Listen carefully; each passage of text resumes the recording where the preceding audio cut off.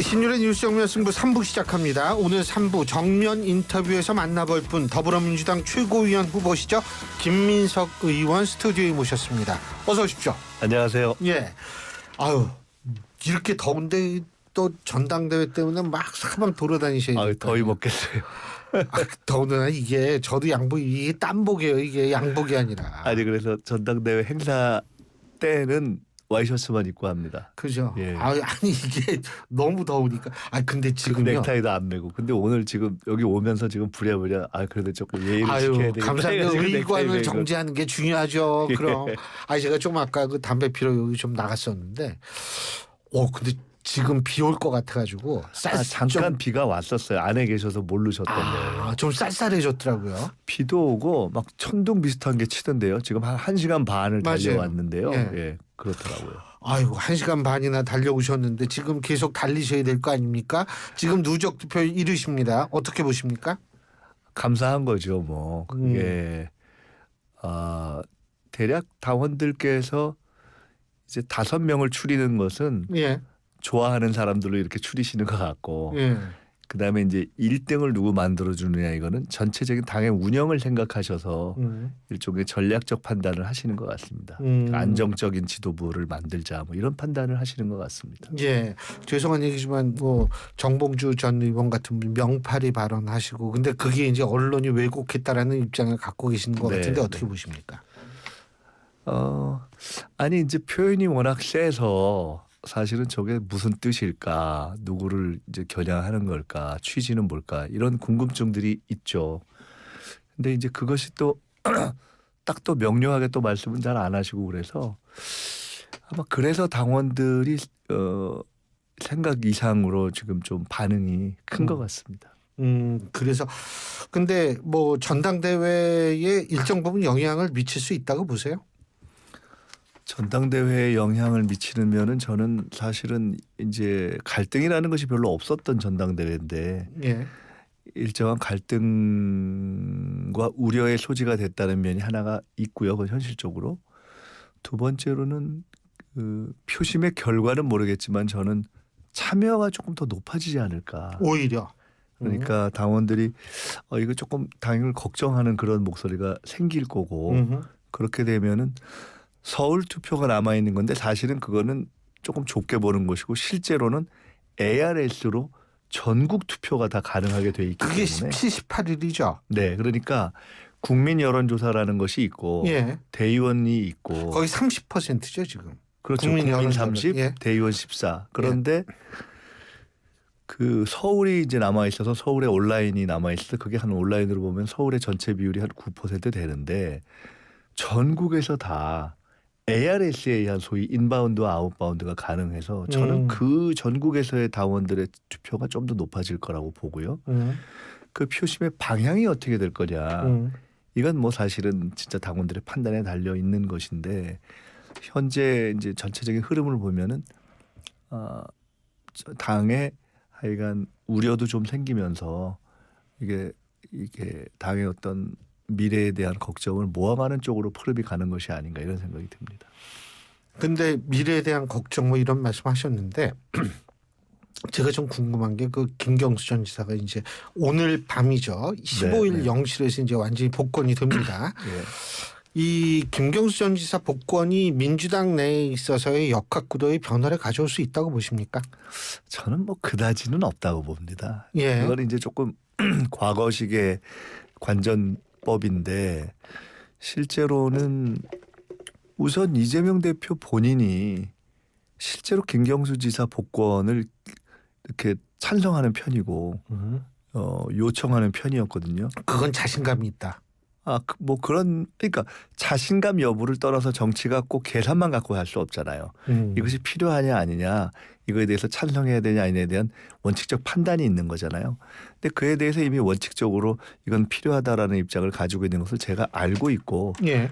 최근에 뭐 이렇게 정부에 요청했냐 아니냐 이런 진실게임 같은 논란이 있었는데 실제로 여야 지난번에 영수회담 당시에 실제로 여권에서 그런 얘기가 있었을 때 이재명 대표가 이거는 필요하다라고 얘기한 걸 저도 그 당시에 들어서 알고 있었거든요 이미. 그렇기 때문에 일단 이재명 대표의 김경수 지사 복권에 대한 찬성 입장이 확고하고 거기에는 당 전체의 분위기 속에 김경수 지사를 포함한 많은 분들이 더 좀 중량감 있는 분들이 정치 활동을 하는 것은 당의 어떤 에너지를 높인다라는 것에 대한 긍정성이 있고 그러나 전체적인 어떤 바닥에서의 흐름을 보면 뭐 저는 개인적인 판단입니다만은 대통령 후보의 어떤 로서의 이재명 대표에 대한 기대나 어떤 지지 이것을 분산시킬 정도는 사실은 저는 아닐 거라고 봅니다. 또 더구나 김경수 지사 본인이 이미 지금 당이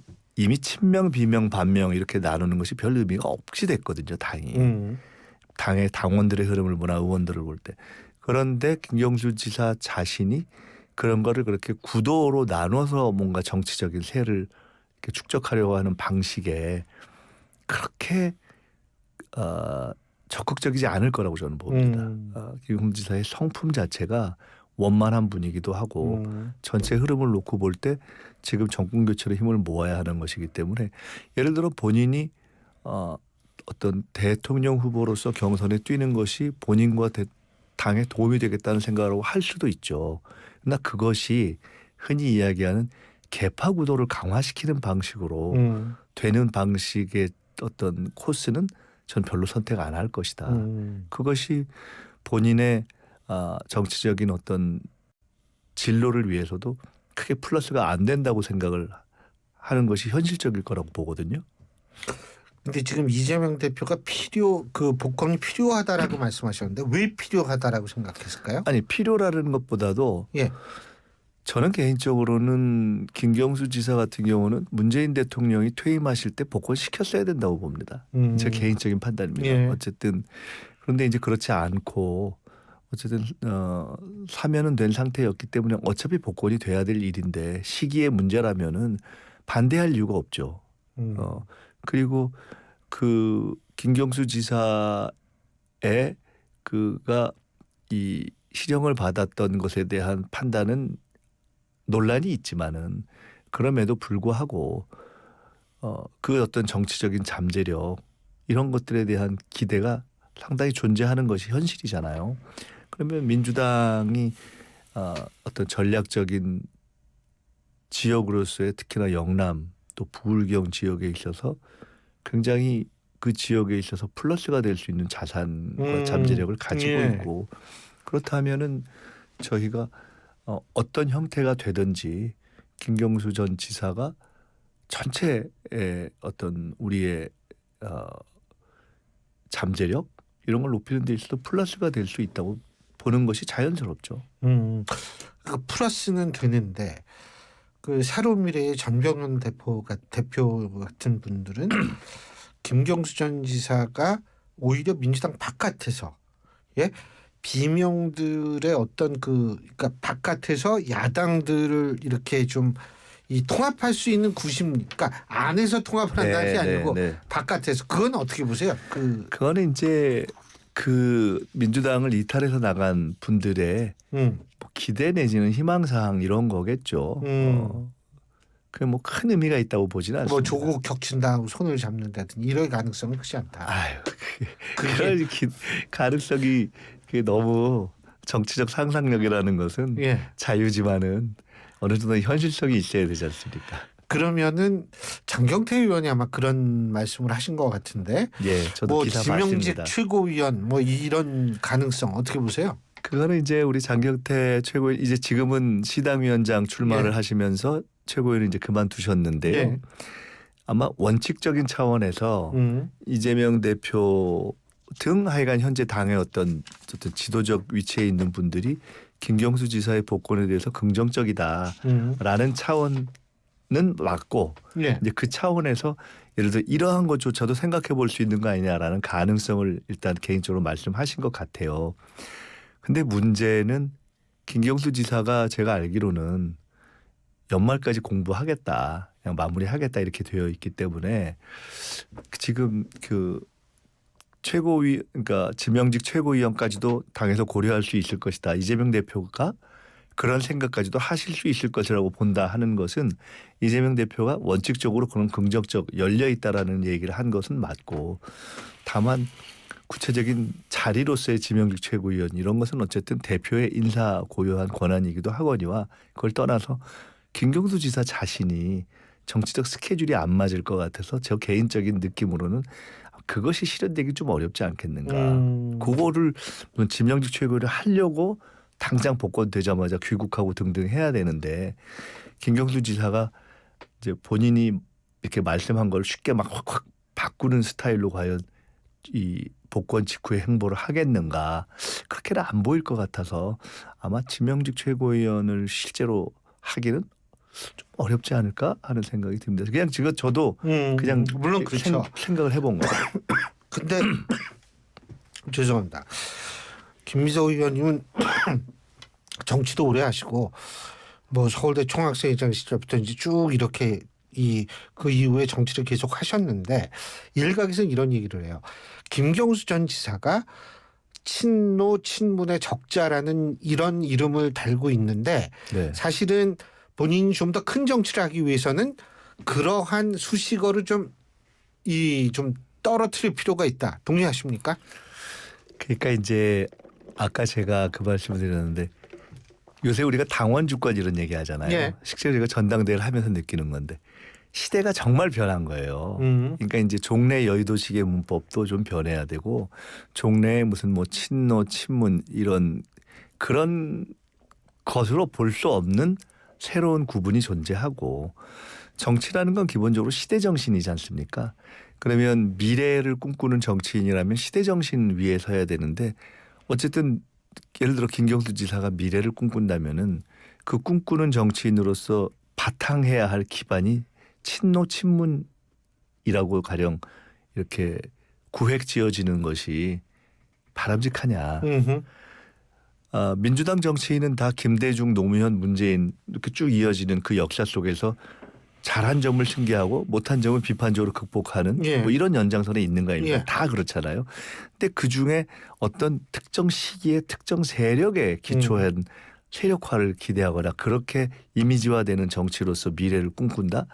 저는 그렇게 모르겠어요. 제가 개인적으로는 누구든지 그렇게 생각하기는 좀 쉽지 않고, 뭐 어떻게 좁은 국회의원을 하겠다면 또 모르지만은 그렇게 하기는 쉽지 않고, 더구나 김경수 지사의 경우에 실제로 본인의 이야기를 제가 들어보지는 않았지만 미래를 꿈꾼다면은 그런 방식으로 자기 포지셔닝을 할까에 대해서는 좀 회의적이시죠. 아니라고 보고, 제가 그냥 개인적으로 가까운 입장에서 만약에 이렇게 의논할 기회가 생긴다면 저는 조금 더 큰 포지셔닝을 권할 것 같습니다. 알겠습니다. 그리고 오늘 있었던 일인데, 이게 조금 정치가 너무 지나치게 좀 이 언어의 난무함이 조금 좀 과하지 않나라는 게 오늘 네. 과방위에서 나타난 것 같은데, 그 지금 청문회에서 민주당의 전현희 의원 같은 경우에는 김건희 여사를 살인자라는 식으로 표현을 했다라고 발언을 했다라는 보도가 예. 나오거든요. 그런데 여기에 대해서 대통령실은 공직사회를 압박해서 죽음에 이르게 한 것은 민주당이다, 지금 이렇게 나오고 있는데 어떻게 평가하십니까, 이런 거? 사실 저는 제가 이제 각 지역위원회 방문을 하느라고 그 해당 상황을 꼼꼼하게 체크는 못했습니다. 기사를 꼼꼼하게 보거나 현장 상황을 듣지 못해서 이렇게 지금 말씀 들은 것만 갖고 이야기하기는 조금 조심스러운 면이 있어요. 정확하게 파악해야 되기 때문에. 그러나 지금 말씀 돌아가신 분 있잖아요. 그러니까 그 이제 그건 알죠. 그 사안에 대해서 얘기하는 건데, 우선 그분의 죽음이 왜 생겼는가, 그분이 어떤 것에 대한 다른 이유로 갑자기 세상을 뜰 이유는 없는 분이기 때문에 뭔가 어떤 본인이 맡았던 업무에 대한 정치적 압박 때문에 그렇게 했다라고 지금 알려져 있는 거 아닙니까? 그것을 정확하게 밝혀내는 것은 사실은 진실의 영역이잖아요. 그것은 저는 충분히 밝혀낼 필요가 있다고 봅니다. 그에 대해서 뭐 국정조사를 하자 등등 얘기가 있으니까 그걸 하는 것이 좋고, 그다음에 주장의 영역으로서는 이것은 이쪽의 책임이다라는 주장과 또 상대 쪽의 책임이라는 그렇죠. 주장이 있는 거 아닙니까? 그 주장은 또 정치적 주장의 영역으로 있는 것인데, 근데 이제 그 정치적 주장을 하는 데 있어서 이것은 인과관계로까지 가서 이건 당신들이 죽인 거다라는 논리를 구사하는 것은 정치적 언어에서 우리가 이해할 수는 있죠. 다만 아주 구체적으로 이거를 탁 특정해서 공격을 할 때 하는 것이 조금 과한 경우가 있을 수 있겠고, 그게 그 논리적 연결이 어떻게 됐는지 제가 지금 확인을 안 해서 모르겠고요. 그게 이제 최종적으로는 전현희 의원께서 아마 살인자 발언을 하신 것 같고, 그에 대해서 국민의힘에서 제명안을 내고 뭐 이렇게 된 것 같아요. 예. 근데 사실은 앞에 말씀드렸던 정치적 주장을 상호했다라는 전제하에서 본다면 마지막 부분, 그러니까 그것이 어떤 것이 적정했느냐 하면 변론으로 하고, 마지막 부분 제명안을 실제로 추진한다면은 그건 사실 큰 실익은 없고 오히려 이 사안을 확대하는 측면이 있어서 국민의힘의 입장에만 서서 생각을 해본다면은 그렇게 꼭 효율적인 것은 아니지 않을까라고 저는 생각이 듭니다. 그 사실 이제 김민석 의원께서 수석 최고위원이 된다라고 가정을 했을 때는요. 예. 지금 지나치게 감정적 언어들이 막 난무하는 거, 이런 거를 조금 좀 이렇게 자제시킬 필요가 있지 않을까 이런 생각이 좀 들거든요. 글쎄요, 뭐 정치인들의 언어를 누가 통제하고 자제시킨다 이런 물론 것은 그런 거는 적절하지도 않고 가능하지도 않죠. 다만 이제 정치적인 언어를 구사하는 데 있어서 지도적 위치에 있는 정치인들이 어떠한 정치적 언어를 쓰려고 하는가, 노력하는가, 그것은 저는 의미가 있다고 봅니다. 저는 개인적으로는 정치인은 이제 명확한 내용을 담되 가급적이면 그 표현에 있어서는 일정한 절제력을 갖추는 것이 필요하다고 보고 그렇게 하려고 하는 편인데요. 뭐 저도 잘하고 있는지는 모르겠어요. 잘하고 계세요. 근데 이제 사실 지금 이런 현상이 팬덤하고도 또 관련이 있다라는 분석이 있거든요. 이 자꾸 이렇게 그 발언의 수위가 높아지는 거예요. 근데 사실 뭐 예를 들면은 지금 정봉주 후보의 발언에 대해서 또 이재명 대표에 대한 강성 지지층들이 이제 또 반발하고 있고, 그러니까 이게 결국 이 좀 팬덤 정치라는 게 너무 과열됐다라고 생각 안 하세요? 근데 이제 조금 여러 가지 이슈를 동시에 말씀 주셨는데 사실은 이제 저도 굉장히 독한 표현을 쓸 때가 있습니다. 예. 근데 그때는 그 표현 아니면 달리 표현할 길이 없다고 생각돼서 이것이 조금 강하다고 생각될 때는 또 그렇게 하죠. 정치는 과거에는 총싸움, 칼싸움, 뭐 돈싸움 이런 거에서 결국 근본적으로 말싸움 아닙니까? 예. 정책을 말로 담아서 하는 것이기 때문에 정확한 말을 구사하는 것이 필요하다고 보고요. 지금 팬덤의 문제는 팬덤이라는 것이 갖는 장점도 있고 단점도 있죠. 그런데 우선 현재 최근에 민주당의 어떤 큰 흐름은 팬덤 정치라는 것만으로 설명하기는 좀 어렵습니다. 그것은 크게 봐서 이렇게 팬덤이라고 보기에는 민주당의 전체 당원의 숫자가 워낙 많습니다. 100만 단위, 200만 단위를 지금 한 500만 권리당원 이렇게 500만 얘기도 되고 거기서의 집단적인 어떤 정보량 이런 것이 사실은 국회의원들이 개별적으로 접하는 정보량보다 훨씬 많은 정보를 이렇게 쭉 집단적으로 정리되어지는 과정을 저희가 실제로 목도하면서 깜짝깜짝 놀랄 때가 있습니다. 그렇기 때문에 그것을 팬덤 정치라는 식으로 좁혀서 보는 것도 경우에 따라서는 조금 잘못 보는 오류를 범할 때가 있다, 이런 말씀을 드리고 싶습니다. 알겠습니다. 아유, 오늘 이렇게 되게 바쁘실 텐데 또 직접 나와주시고 말이에요. 아유, 아닙니다. 아유, 오늘 좋은 말씀 잘 들었습니다. 말씀 잘 들었습니다. 끝까지 화이팅 해주시고요. 네. 예, 오늘 말씀 여기까지 드려요. 고맙습니다. 감사합니다. 예, 지금까지 더불어민주당 최고위원 후보시죠, 김민석 의원이었습니다.